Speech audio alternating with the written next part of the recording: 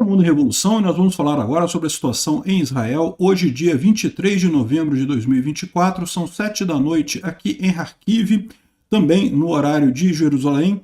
São 2 da tarde no horário de Brasília, lá no Rio de Janeiro, no momento que eu gravo esse vídeo.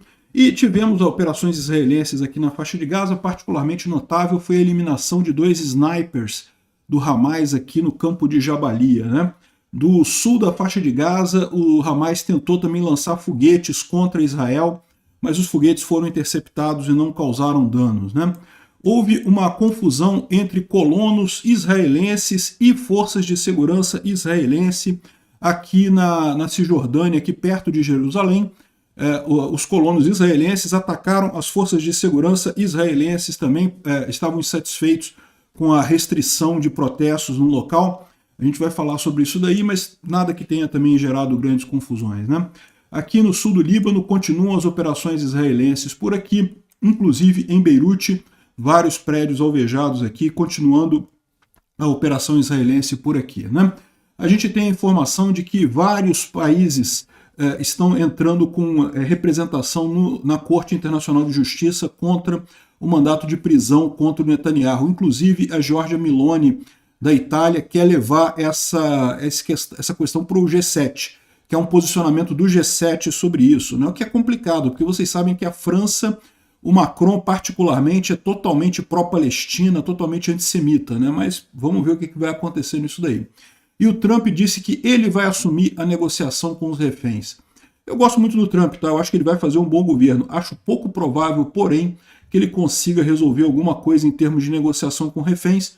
Vamos falar sobre esses e outros assuntos em detalhes. Essas notícias foram sugeridas por Moqueca Capixaba, o resto é Peixada, Peixada do Perez Beni e várias outras pessoas. Obrigado aí ao pessoal que sugeriu notícias lá no nosso site, no wevolving.com.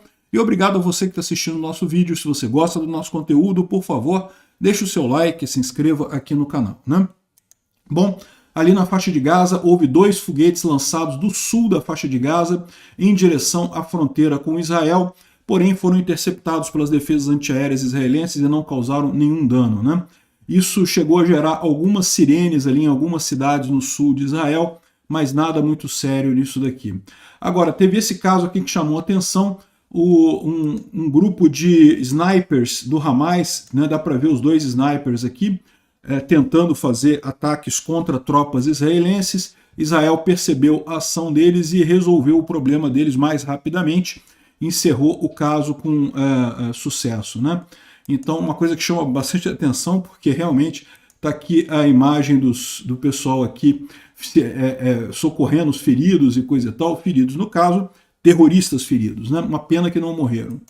Bom, houve ataques contra um posto no vilarejo de Hussam, a oeste de Belém, né?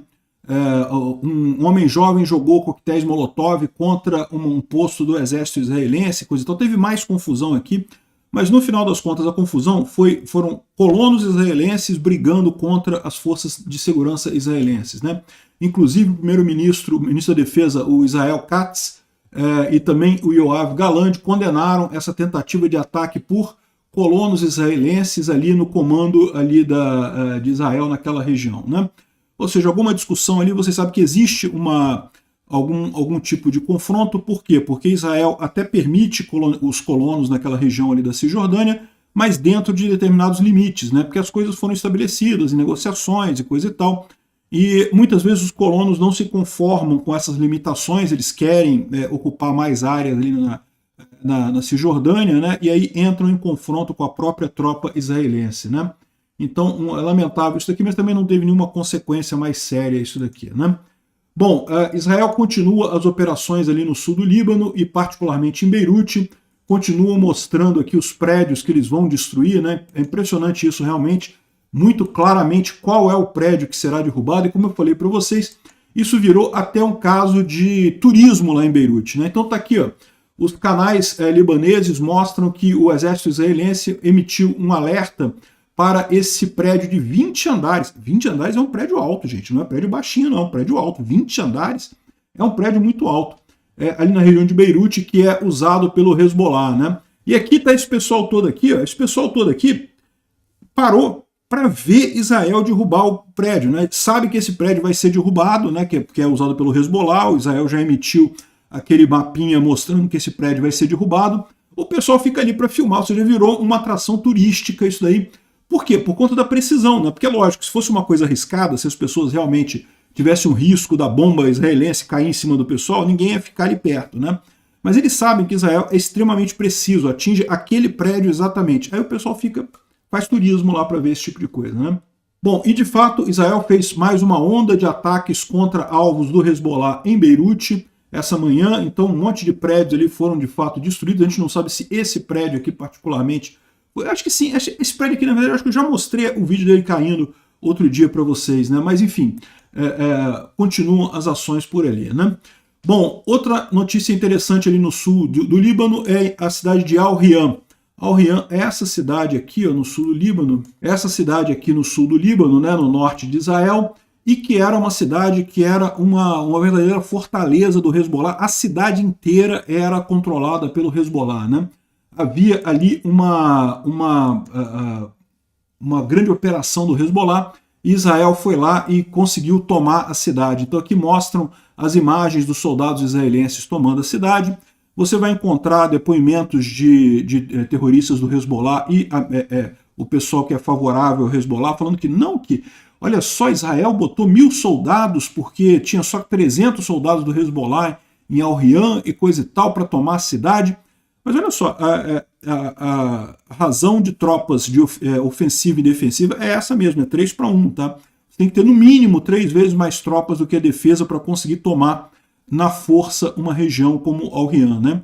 E ainda mais o Hezbollah, que o pessoal fica tudo intocado em esconderijos, em túneis e coisa e tal, é realmente complicado. Felizmente foi uma operação com sucesso, Israel conseguiu tomar, foram vários vetores de ataques aqui, conseguiram dominar os terroristas ali em Al-Riyan e tomar a cidade, né?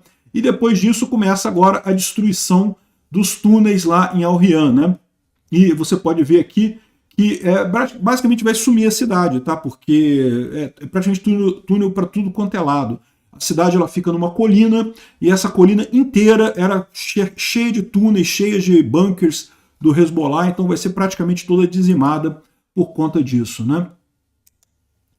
Bom, está havendo um grande funeral do Hezbollah na Síria neste momento, né? A gente falou nos últimos dias que Israel fez vários ataques ali na Síria e deve ter eliminado uma boa quantidade de terroristas ali da Guarda Revolucionária Islâmica do Irã, né? Estão fazendo um grande funeral aqui, né? Não se sabe de quem exatamente, mas teve gente que morreu importante por lá. Agora, essa notícia aqui não é boa, né? Aqui está dizendo um aviso de que um dos líderes sêniores do Hezbollah teria sido morto num ataque israelense no Líbano. Infelizmente, a gente tem essa notícia aqui, que a tentativa de assassinato ou de eliminação do Muhammad Haidar, que é o chefe interino do Hezbollah, acabou falhando, infelizmente. Ele, por um acaso, não estava onde o pessoal achava que ele estava. O ataque em si teve sucesso, matou todo mundo que estava lá, mas o Mané não estava no lugar que o pessoal achava que ele estava, e daí ele sobreviveu, infelizmente. Ele continua ainda como líder interino do Hezbollah ali, né? Não é uma boa notícia, mas enfim, a gente tem que dar a notícia do jeito que ela está, né? E outra má notícia, o rabino Zivi Kogan, dos Emirados Árabes Unidos, ele está desaparecido desde a quarta-feira. E muita gente está com medo de ele ter sido sequestrado, infelizmente, pelo Hezbollah, pelo Hamas, por algum desses grupos terroristas ali ligados ao Irã, né, ali na região. Infelizmente, os Emirados Árabes Unidos é um país que tem se esforçado para normalizar relações com o Ocidente, coisa e tal, mas ainda tem uma grande quantidade de terroristas por ali, né? Bom, o Instituto para o Estudo da Guerra não está falando muita coisa aqui, fala que o Irã disse que fez uma série de avanços significativos em centrífugas para enriquecimento de urânio e coisa e tal. Eu acho engraçado eles falarem isso, porque isso é mais ou menos como pedir, por favor, me ataquem, né? É o que vai acontecer muito em breve. Bom, o Trump disse que vai se tornar o principal negociador em chefe do acordo de reféns lá em Gaza. E, de novo, não me entenda mal, tá? Eu torço para que consigamos chegar num acordo, que consigam liberar os reféns. Se o Trump conseguir fazer isso, acho ótimo. Ou ele, ou o Biden, qualquer um que conseguir, um acordo para liberar os reféns ali em Gaza seria excelente, seria uma coisa muito boa, não me entenda mal. Só que eu acho difícil de conseguir isso, eu acho que são irreconciliáveis as posições ali, não acho que vão conseguir Israel e o Hamas chegar no meio termo que seja adequado para os dois lados, por mais que o Trump tenha boa vontade de chegar nisso daí, né? Bom, o Netanyahu lançou um vídeo questionando as alegações contra ele no Tribunal Penal Internacional.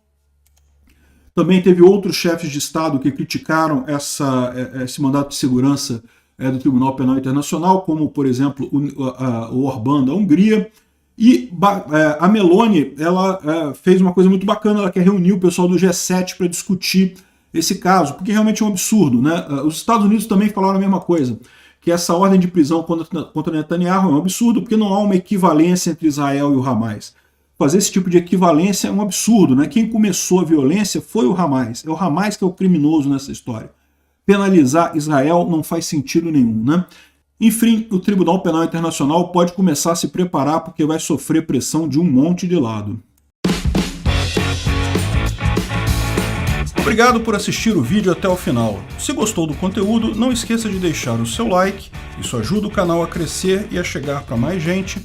Se não gostou, deixe o dislike e explique nos comentários como podemos melhorar. Comente também sugestões de temas que podemos trazer por aqui.